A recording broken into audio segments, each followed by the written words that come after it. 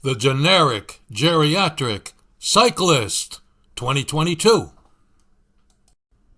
Putting in those Zone 2 endurance miles with the Generic Geriatric Cyclist. Hello and welcome. I'm the Generic Geriatric Cyclist. Endurance, or Zone 2 riding, is the core of cycling, which, after all, is an endurance sport. But up until this point of the season, I've been mostly riding indoors for no more than an hour at a time. Unless I get out on the roads and catch up with the miles, my season is in jeopardy.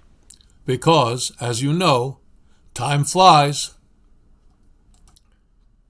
It's the merry, merry month of May now, and we're entering the meaty part of the cycling season.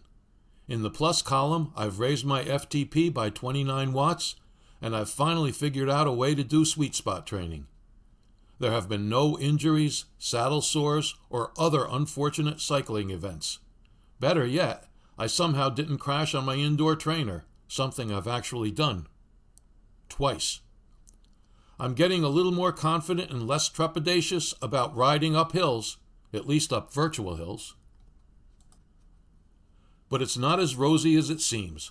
My plan for the year was to reverse tradition and avoid long, boring endurance sessions on the indoor trainer and wait until I could do them outside where endurance riding is enjoyable. By the 1st of May, I've only been out on the road 6 times.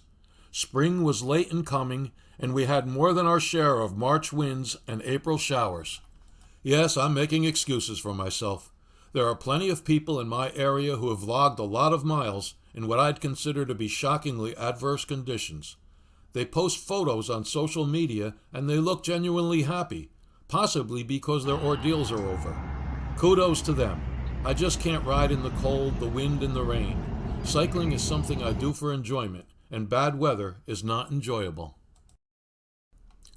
I signed up for an early season perennial classic in this part of the country, the Blooming Metric. It's held every May in western Connecticut, only about an hour from home. It's incredibly well organized, and it has a feast at its conclusion at Sherwood Island State Park. It's sponsored by the Sound Cyclist Cycling Club and features rides of 15, 25, 47 miles and a metric century. With the amount of distance riding I've been doing, or more accurately, haven't been doing, the 62-mile metric century is totally out of the picture, and the 15-mile and the 25-mile are hardly worth the drive. So if I'm going to go, I have to aim for the 47-mile ride. With only 2 weeks to train, I'd better get on my game. That means getting out on the road and putting in some miles, as many as I can. To compound my predicament, every year I take a few steps backwards when I go out on the road for the first few outside rides.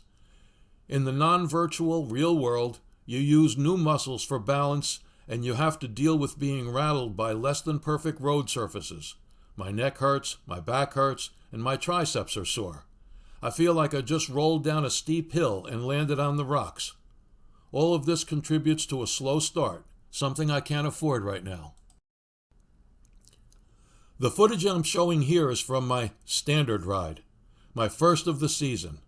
It starts in my driveway and meanders along the Hudson River and then west with a turnaround at the Palisades Interstate Parkway and a detour here and there to get some more mileage in. This ride was 25 miles. I've probably done this ride, or variations of it, hundreds of times. By July, I'd rather sit at home or ride indoors rather than travel this route one more time. But at this time of the year, a ride is a ride, so the novelty of being able to ride outside outweighs my boredom with this particular route.